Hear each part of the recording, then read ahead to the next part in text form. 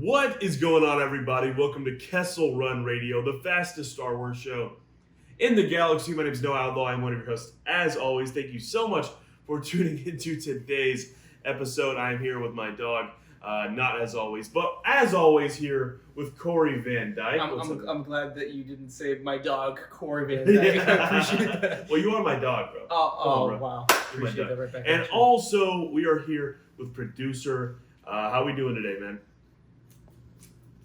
Oh yeah, just preparing. That's scary. Yeah. It's a little bit scary. All right, man. You just keep going. You just do what you need to do. We support you. Yeah. All right, guys. Well, let's just get into today's show. The Writers Guild of America. Yes. They gave us some spicy Star Wars news. Very this week. spicy. Yeah, and basically what they told us is they revealed all the writers for each episode of The Mandalorian Season 2. Yeah. And it's a Jon Favreau fest for most of the episodes. Like Season 1. Except for 2 episodes. Chapter 13 is going to be Dave Filoni, and Chapter 15 is Rick Famuyiwa. So, Corey, my question for you, does that tell you that Chapter 13 might be the episode where we first see Ahsoka Tano? Yeah, I mean, considering Dave brought Ahsoka to life in the Clone Wars, I would genuinely be shocked if he isn't writing her introduction to live action. Right. So I would say it's a pretty sure bet that we're going to be seeing Ahsoka Tano appear in The Mandalorian Season 2 on November 27th episode, which of course is Chapter 5. Ironically, Dave also wrote Chapter 5 of Season 1, which we don't talk about, but I think Season 2 is going to be a banger. I think that episode's going to be awesome, and it's weird to finally kind of have a concrete date of when we might see Ahsoka, right? Because before it was just like speculation or when could it happen and which episode, and now it's like, oh, I think Chapter 13 is a pretty sure. What's that date? You told you November 27th, right? Yes. So that episode will drop on November 27th if everything goes to plan. Yes. So mark it, guys. November 27th might be the day. Now, I don't know if this is going to be the day where we see her for the first time. I agree. I think it could be the end of 4. I think it could be the end of the 4th episode, which is a Jon Favreau written episode. And then I think this Dave's episode is going to be the one where she's featured prominently. Agreed. Like the first episode where she's really featured prominently, I think will be Dave's episode. Yeah. But I'm willing to bet we'll probably see her maybe even before. Mm-hmm. Oh, maybe she pops up earlier in the season. Who knows? But I think. But I do think you're right. I think it's a safe bet that that Chapter 13 will be the first full-fledged episode with Ahsoka Tano, which is just. It's weird to think about. It's amazing. It's crazy. And obviously, we'll get into this later, but we know that they shot a scene with Ahsoka that we had heard was from marketing. Yeah. And then we heard it is going to be in the series. Yeah. I still do believe we're going to see it prior to her episode. I think we will, yeah. I'm not saying it's going to be a full-fledged reveal, but at least I could see her silhouette being in a trailer. Yeah. Or something along the lines of what we heard in that shot. Yeah. Because in that shot, you can do some sneaky shots where she's not necessarily completely. Yeah, it doesn't have to be her face. The fans will know. Right. But fans, like the diehard Star Wars fans, or not even just Clone Wars fans. Yeah. Or people who just are like know who Ahsoka Tano is. Might be. Yeah. Oh, is that Ahsoka Tano? Maybe we'll see the head tails or something like that.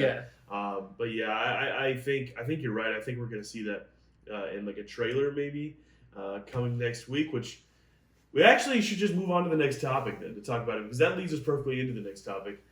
The Writers Guild stuff, there's not much to talk about there. You know what I mean? Well, I will say though that remember, guys, Jon Favreau is directing the first episode too. Yeah. And this is his first time directing Mando. Yeah. That's going to be huge. I'm sure Chapter 1's going to have something crazy in it. I'm sure each episode will have something crazy in it. But I feel like a Jon Favreau directed episode. Yeah, that's going to be awesome. And then of course, Rick Famuyiwa is on 6 or 5. Is it 5 or 6? I think it's 6. He says, Chapter 15. 7. So 15. Okay, so before the 7. Yeah. So, interesting. So he's on the 7th episode. Interesting. It is interesting, yeah. Huh. So he's not. He's gonna have like a big job. A big one, yeah. I mean, usually like the last two episodes of the season, gonna be big chapters for the Mandalorian. So yeah, I'm excited to see what Jon does. Yeah. With the Mandalorian season 2, episode 1, and I know and look, I'm happy that Jon's writing the episodes because I think he did a great job. Jon Favreau's done such a great job with the Mandalorian so far. So we're only 3 weeks away from that episode. 3 weeks away. But you know what we might only be 1 week away from, Corey Van Dyke? What is that? And that is a Mandalorian Season 2 trailer.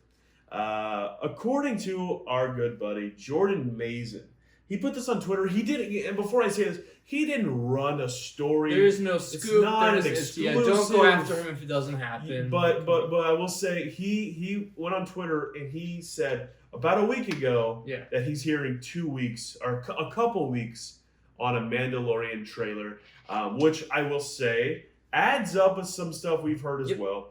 I talked to Jordan about it too. We're pretty much hearing the same stuff. So. Yeah, and it's not. We've said this already. We're not running this. This isn't an exclusive, but we've heard rumblings of a trailer coming within the next week or so. So let's hope it happens. I really hope it does.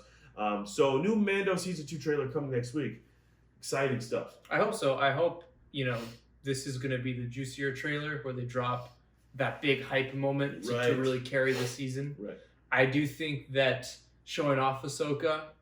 I feel like there's two things with that, right? Is one, that would be massive because everyone would be super excited. Two, is that too much of a spoiler for them to show? Right. Because that's been my whole thing with these cameos is, is Disney really going to do that? We heard that they are, but things change all the time in marketing, and that's why we don't do marketing going forward. Yeah. Because marketing is a lot of people, especially over at Lucasfilm. Well, yeah, and they don't know what they're doing right now. A lot of people believe that it's a set date and they can't move it. They can. They have the power. They'll change to do it up so. on the day. And that's usually if it's not locked into something like Monday Night Football. Right. And even then they can. No, even then they can. Pull it out. Yeah. As we know. Yeah. So hopefully we'll see it next week. Yeah. I would love to because I mentioned this on the show before, but me and Corey heard that there was a mind-blowing shot. Yeah. That was going to be in a trailer. This isn't even about the Ahsoka stuff. So who knows? It might be Ahsoka, but we don't know. We don't know if those two things are connected. But there's just a mind blowing shot that they were planning on using for marketing. So you gotta think that shot will be in this trailer. So I am excited. I hope we see it. Corey, what are you hoping to see in the trailer? Other than the obvious. Other than the obvious. I hope we get a little more of an idea of how the story is going to go. Yeah. We don't need a full-on reveal of what this season is going to be about, but it'd be cool if we get to see, maybe locations. Right. Are the other Mandalorians involved at all? Like Paz Vizsla, did he survive? Right. The events of Chapter 3. Apparently, because we were watching actually Chapter 5, something I didn't catch. Mm-hmm. Apparently, Navarro, that was bad for the Mandalorians. When they got kind of shit on in that fight. So which doesn't make sense to me, but okay. Yeah, whatever. I mean, I guess the bounty hunters. I mean, there was a lot of bounty hunters there. So, but the Mandalorians. It's true, but there was how many Mandalorians? Armor. How many Mandalorians were there though? 5? No, there was as we see in Chapter 8, there was a lot of them. So. What did we see in Chapter 8? I don't want to spoil it because producers are dead, that's right. But I know what you're talking about. Yeah, there was definitely more than 5. There was more than 5 for sure, but they were definitely outnumbered. Yeah. By the bounty hunters, but that's a good question though. But anything else? I hope if they don't show us Ahsoka, they should at least show maybe Boba. Yes, I agree. Boba at this point, you can tease him. You don't have to fully show him. You can do something that teases him. Yeah. Honestly, it's weird because I understand Lucasfilm not wanting to show any cameo characters, but at the same time, these have leaked so heavily that at this point, remember how we were watching that Rebels Season 2 trailer the other day? Yes. And we were like, damn, they just showed all the cameos. The Rebels marketing, they did not care. No. Dude, we're watching the Season 2 trailer the other day. I kid you not. They show you Maul. They show you Leia. They show you Cham Syndulla. Yep. They show you Ahsoka versus Vader. They literally let you hear Matt Lander as Anakin talking to Ahsoka. They just dropped all this stuff in the trailer. And what was cool about that is it worked, at least for me, because it got me hyped and it got me excited. And I think if they do that for this trailer, it would do wonders for the show. I'm sure the show's going to do fine. It's going to do amazing. Yeah. But just imagine getting us fans excited. And I know some people don't like that personally. For me, I love that kind of stuff. I'm with you. It just hypes us up that much more. It gets everyone talking. Gets everybody like, well, what else are we going to see with these characters? And that also gets us thinking, what other characters could be in this season that we don't know of yet? Yeah. So. No, I agree, but a character that I'm excited to see Boba. Boba's gonna be cool for sure. Yeah. But I cannot wait to see Bo-Katan. Yeah, I agree. I cannot wait to see Katie Sackhoff as Bo. Yeah. So maybe a shot of Bo in here, man. Yeah. Maybe more. I want to see more Sasha Banks as well. Right. I want to know what is going on with her. What is she doing? I want. You know what I want to see? I want to see the season, bro. I want to. 24 days. Would you want the trailer to have a full season in this? Dude, an 8-hour trailer, and then the season comes out. And I'm like, I think I've seen this. Yeah, I think we were spoiled. Yeah. But honestly, I do think that Sasha Banks' character is going to be held back a little more because I think she'll be in chapter 1. So I think that's probably or chapter 9. Whatever they are.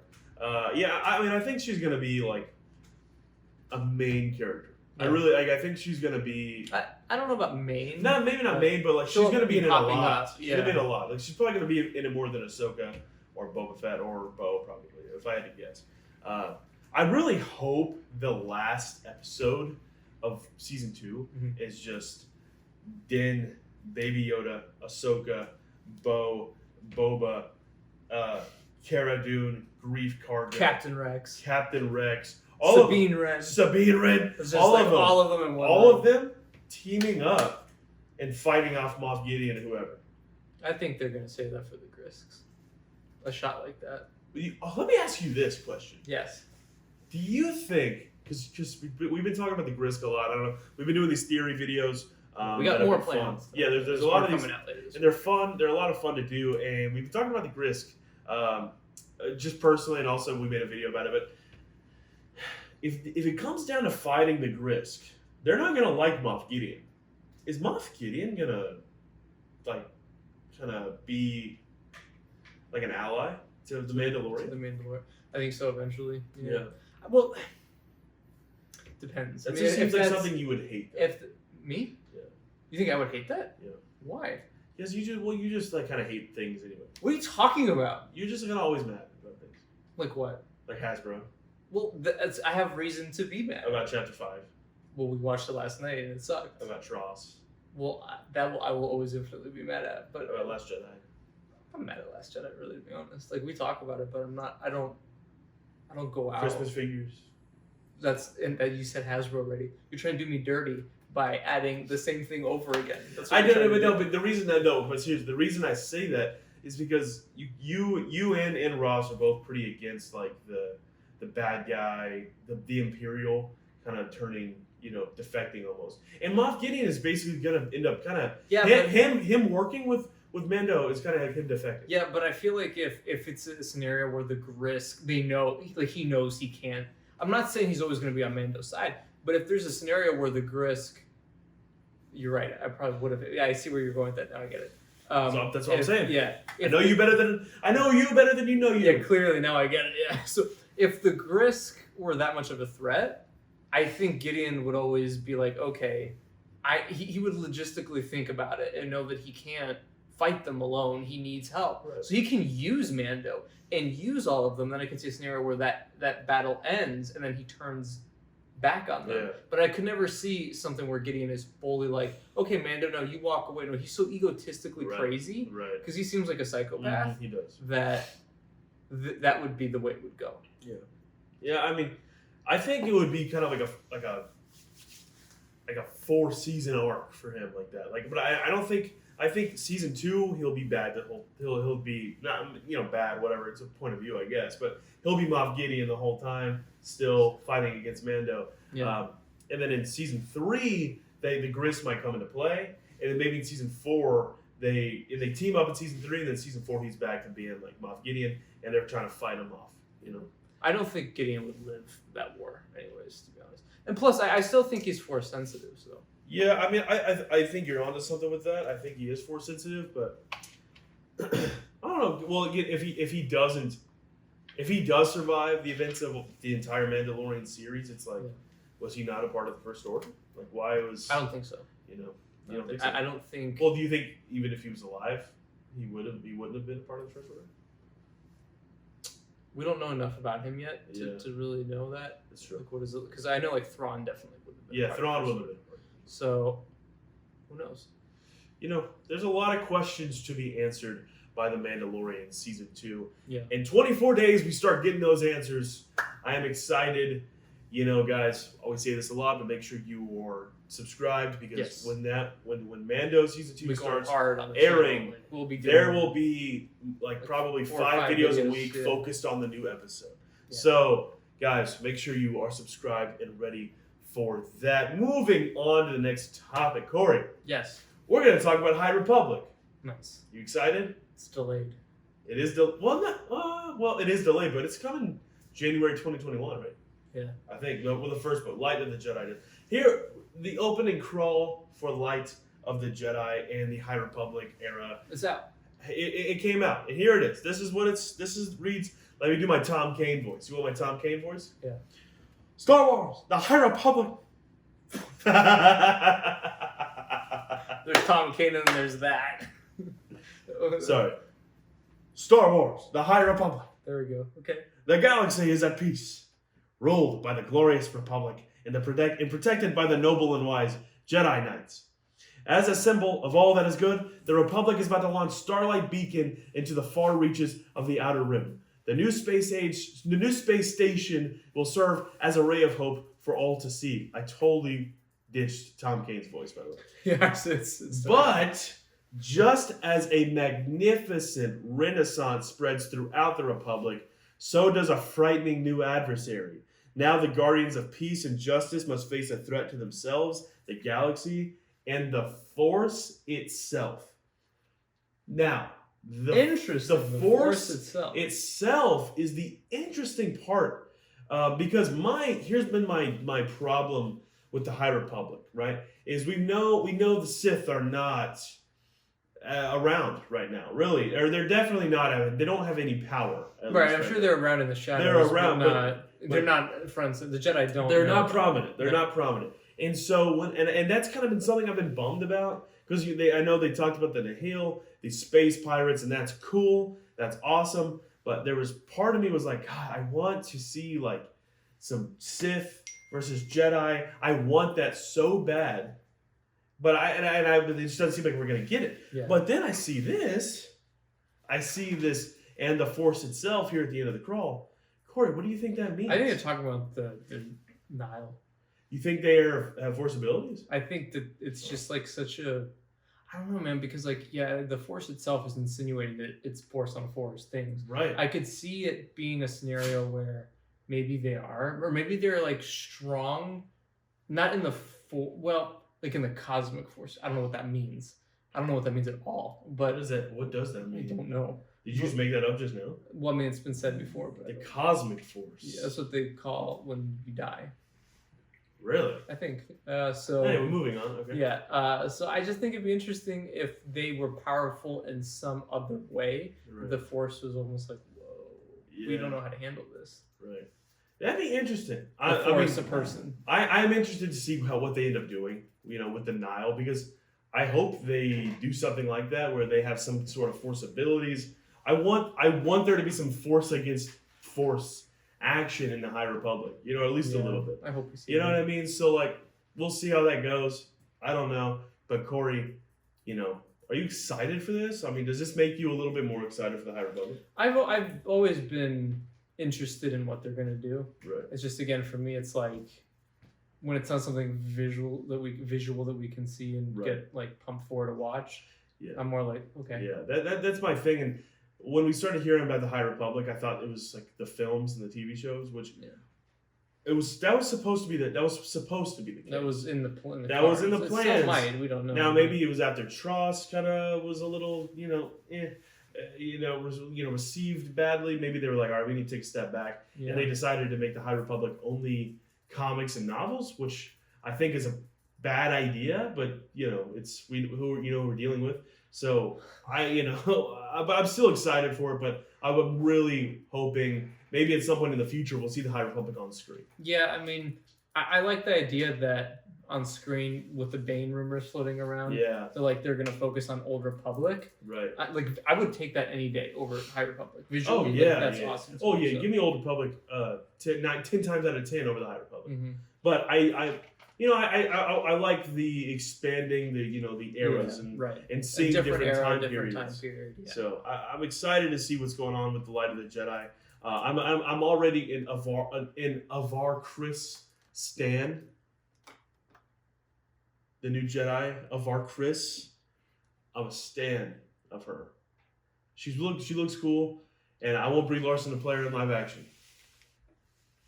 And Brie Larson we trust. Absolutely, producer. Thank you. All right, Corey, let's move on to the next topic. Rosario Dawson. You know the name? I do. She's playing Sasha Banks. Yeah, she's playing Sasha Banks, and Sasha Banks is playing Sabine Wren. Tano. And Sabine Wren is playing Ahsoka Tano, and Ahsoka Tano is playing Rosario. Right? Whoa. Exclusive. No, Rosario Dawson and Timothy Olyphant have both been pretty much confirmed. They've actually merged. Yeah, they're the same person. No, now, sorry. Rosario Dawson is now playing Timothy Olyphant. Who Timothy Olyphant is then playing Ahsoka Tano. Right, and then Ahsoka's playing Sabine, while Sabine is being played by Sasha Banks. Sasha Banks being played by the one and only Jon Favreau. Whoa! John's gonna be in this? Wow. Yeah, that's the twist. That's awesome. We have fun here. Rosario Dawson and Timothy Olyphant have both been confirmed for The Mandalorian Season 2 by Disney Plus Germany. Not to be confused. Not to be confused with Denmark. Right. Right. Even though it's extremely confusing. Yes. Germany.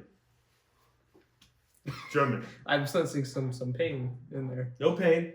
Just Germany. Okay. No, but Corey, here's my question for you. How big do you think their roles will be in Season 2? Ahsoka, and what we assume is Cobb Vanth, being played by Timothy Olyphant.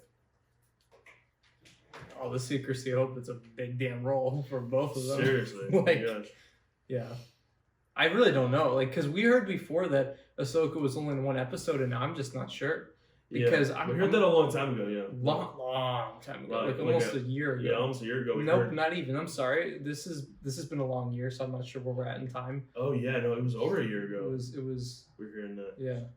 But yeah, so anyway, I don't know. I don't know how big their role is gonna be, but I think Ahsoka will end up being. I think she'll have one prominent episode, and then she'll be in a few more, but she just won't be like the main storyline. Yeah. Like she'll be there, but it won't be focused on her. I think she will be the main storyline of the season. Yeah. You know what? You're right, actually. I changed my mind because I was thinking I think she'll be the main storyline throughout the season. I like the theory that you have that Mando is looking for Ahsoka the entire season. I think that's a great theory. I think it would make sense. Like we said a couple weeks ago, she's looking for the Jedi. It makes sense for the Jedi to connect to Ahsoka. Yeah. Even though she's not really a Jedi. Yeah, but the thing is, she has this Force ability. And the thing is, here's what I think is going to happen. I think in the first episode, the Mandalorian, Din Djarin is going to find Bo-Katan. And he's going to be he's going to go, maybe he goes to Mandalore to find her, or they bump into each other somewhere. And he's basically I have this child. He picks things up with his hands without touching them, and can heal people when he touches them. Yeah. And she's going to be sounds like the Force, bro. And he's oh yeah, I'm supposed to look for these people called Jedi. And she's going to be oh, I know one of those, dude. But you know what's interesting? Sorry, keep going. No, I'm saying she's going to be I know one of those, and her name's Ahsoka, you need to find her. But what if she's okay, I know of somebody who's Force sensitive who can take you to a Jedi. When she's talking about Ahsoka. But, of course, the Jedi currently is Luke Skywalker. So I could still see Ahsoka being that intermediate stroke. I'm having. Well, no, I get what you're saying. Yeah. What if the third? Oh, dude. What if season 2 ends with Ahsoka saying, well, okay, this kid is really strong in We the need Force. to find the map to Luke Skywalker. No, but we need to find Luke Skywalker. Well, I'm sure she knows where Luke is. She's just like, we need to go take him to Luke. Do you think she knows where he is now? Please, because then it would be a repeat. So yes. I don't think she knows where he is. I think she does. I think she could find. I don't think they're gonna be like, we have to go find him. We need a map. No, I'm sure But she's like, hey Luke, what's up? It's Ahsoka. Yeah, they could probably get in contact. I'm your dad. Or she goes, oh, we need to take him to Luke Skywalker, Yeah. and then it boom ends in season 3, bro. Get this, bro. Season 3, right? We got Sebastian Stan cast as young Luke Skywalker. Yeah. Okay, you get Alden Ehrenreich Yeah. to play post Return of the Jedi Han. Okay, you get someone to play Leia because like they're good. They're staying there. They're together at this point in time. I would love that. And you know who else you see? Mm. Little kid running up to Han and Leia. Oh, Ben Solo. Hi, mom, I'm gonna kill so many people one day. I promise. Yeah. We can see young Ben Solo. Yeah. That would be awesome, dude. Please sign me up for that. What, you don't like it? You don't seem very enthused. No. Let's do it. Why not? You don't seem. Why not? Let's do it. Bring Ben Solo into the Mandalorian season 3. Let's go. You want me to be enthusiastic? Here I am. No, I just I think there's some sarcasm. No, I'm being serious. I think it'd be cool. I'm gonna convince you that I think it's cool. Okay. All right, moving on. No, but wouldn't that be so dope? Yes, it'd be a nice way to connect everything. Yeah, it would be. It would be freaking I awesome. agree. 100%. But that would happen in a perfect world. But we don't live in one of those. So she'll be like, Ahsoka will be like, oh, he's force sensitive. Well, I can't help you anymore, guy. I can't help you. I'm no Jedi. You know what I mean? I think there's a lot of potential for them, for stories they could do. I hope the Grisk is involved. And I just want to at least get a reference to Luke. There has to be. What if Luke has to help fight them in the Grisk Wars? Imagine Luke and Ahsoka fighting Grisk and like Captain Rex shooting and like. John, are you listening right now, bro?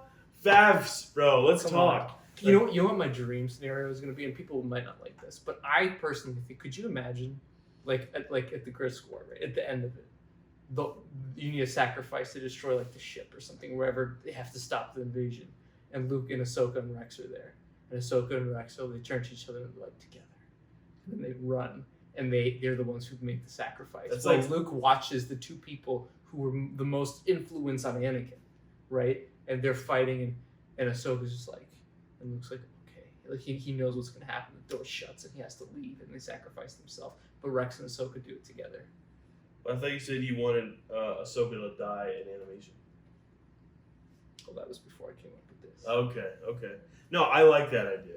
It sounds like some Avengers Endgame for Star Wars, though. That's right. No, it's not gonna happen. No, it'll never happen. Nothing we say will ever happen because what do we know? Good old John Fabs, man. If you're listening, please, man. Put us on that Writers Guild. Filoni, let's go. Yeah. If this happens, I will want to be on the Writers Guild of America. Yeah, we'll be like, no Alec Corbin, no Alec Corbin. And then we'll write the season finale together. Yeah, that's in the industry they call that back referencing because we referenced the beginning of the show. Right. Anyway, guys, what do you think? What do you think the roles are? How big the roles will be for Rosario Dawson and Timothy Olyphant in The Mandalorian Season 2? Let us know down in the comments below. Really appreciate it. All right, Corey, let's talk about Star Wars Squadrons a little bit. We've been streaming Squadrons a little bit on the channel. We've been having fun doing it. It's a good time. Yeah. I've played it a little more than you, I think. I've just been going on playing multiplayer. And we haven't beat the campaign because we're both really bad. Not great at it. We're just bad at video games in general. Yeah, I think that's what it is. But we have played it enough to kind of get a grasp of, it is fun. It's a fun game, I'll say this. But, and it's a $40 game. You know what I mean? That's what it is. It's not a huge game where you're going to get lost in it for hours.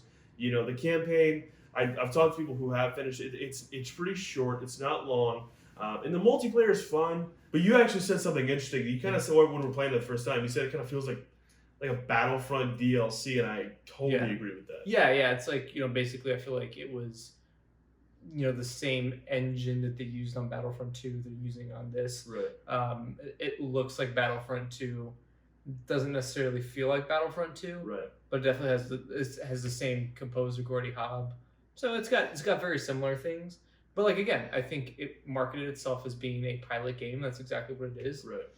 It does feel a little rushed. Yeah. The clicking characters bit is a little weird. Yeah. That's definitely old school. Yeah, there was, if you don't know what he's talking about, there's like when you're in the hangar in between missions, you don't walk it's around. like you don't walk around, you just kind of move your cursor, you move your like guy around, and then when you look at certain people, you talk to them, you look at certain doors, you'll just kind of like go to that room. You don't walk around. It's not that game. Exactly. That's what I mean by like it's $40.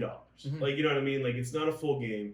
Don't expect to get in here, and which is fine. It's like a carryover game. Exactly. It's like something in between this and whatever the next game which will probably be Fallen Order 2. Yeah. Which is actually going to not be called Fallen Order 2. It'll be called Jedi something else. Yes. Actually, Bestman Bulletin was talking about that. That's totally random, but I thought that was... It's true. That's why they had the Jedi in the semicolon. Semicolon and Fallen Order. Yeah. And like the next one will be, Grievous Intrigue or something like that. Yeah, something like that. Jedi Grievous Intrigue. But yeah, no, the game is fun.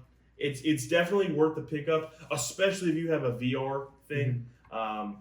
But I definitely recommend playing it, especially if you're into the pilot stuff. Like Corey and I, we're more into like lightsaber games, playing as Jedi. That's why Fallen Order was so fun. Battlefront 2. Battlefront 2, going around Old Republic. Like if you gave me an Old Republic MMO for PS5 or for the next gen consoles, like right now, like give it to me. I was just like a full-fledged game, not even an MMO, but like a full-fledged console game like Force Unleashed 2 in its older. But I want like an RPG though. Like, you know what I'm saying? Like I want like an RPG where it's like an open world, man. Oh yeah, no, I agree with that. Yeah. Like with like a bunch of other players. That'd be like Old Republic. That'd be cool. I want that so badly, guys. Okay, well, guys, it's a shorter show today. But before we go, I wanted to add something. I haven't told you I'm going to do this.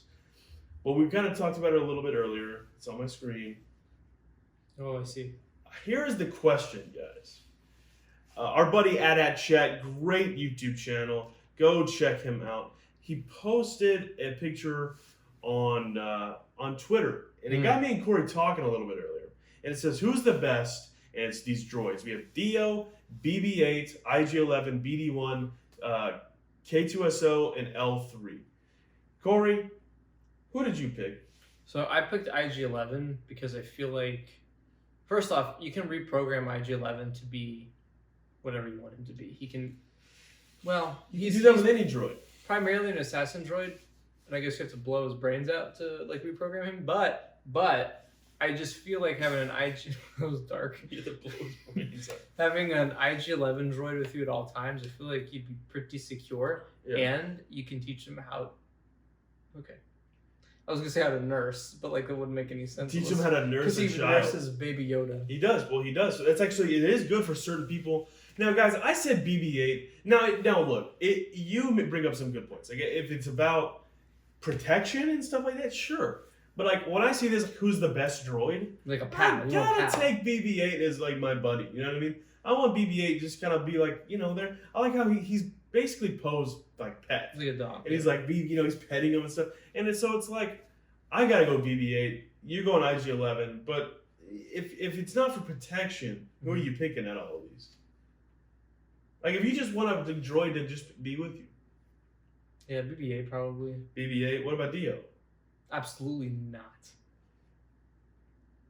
I don't want to. I'm sorry. Dio's not for me. Actually, I take BD-1. He's a sleeper in this race. It was between BD-1 and BB-8 for me. Yeah, I have to. BD-1's almost like a cooler design. He gets on your back. Yeah, he's like. I love when he's on your shoulder. Yeah, I'll go BD-1. BD-1. BD-1, yeah. But K2 would be too annoying. Yeah, K2 like he's funny. Yeah, he hurt real bad. Exactly. And break your face. He's metal. You know what I mean? It's not like it would hurt really bad. L3. No way. She would annoy me. Yeah, she'd always think I'm trying to, Lando. I don't know if Lando was actually trying to, I'm pretty sure. Maybe. They said it worked. God, I hate that. I hate that too. BD-1, IG-11 for protection is cool. I don't see why you have such an issue with Dio. I like Dio. I feel bad for Dio. It's J.J. Abrams voicing him, you know?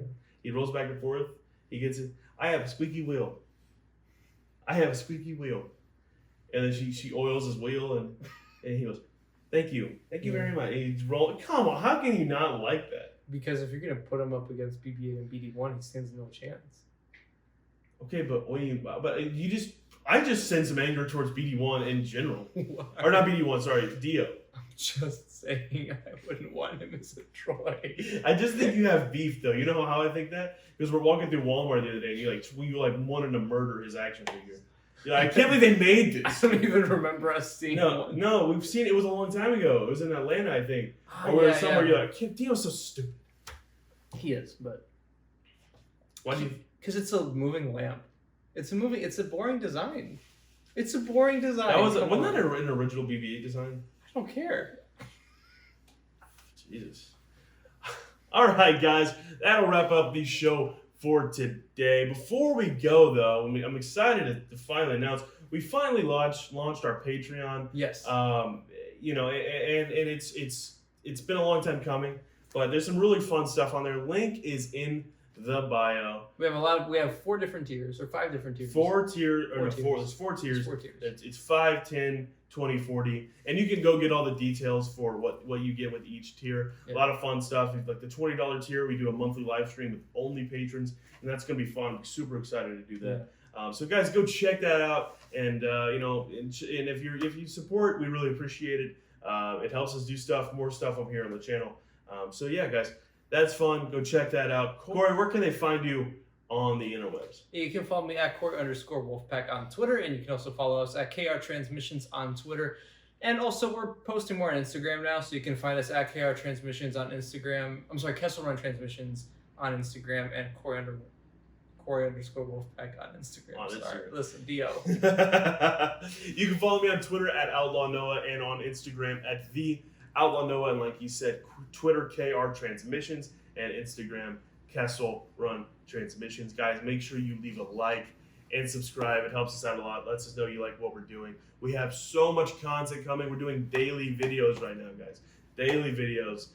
We did a fun reaction to Chapter 5 of The Mandalorian, which I know it's Corey's favorite episode in the first season. He had such a fun time watching Toro. I actually really did, because it was fun watching producer's reaction. It was a lot of fun. It was a lot of fun because, producer said before, I was like, I don't know if it's going to be that bad. I'm like, okay. And then you can see his reaction. Yeah, go check that out. It was a lot of fun. Toro Calican's the best bounty hunter probably ever. He's up there with Boba, I'd have to say. But guys, thank you all so much for watching today's episode, and we'll see you later. May the Force be with you. That's it.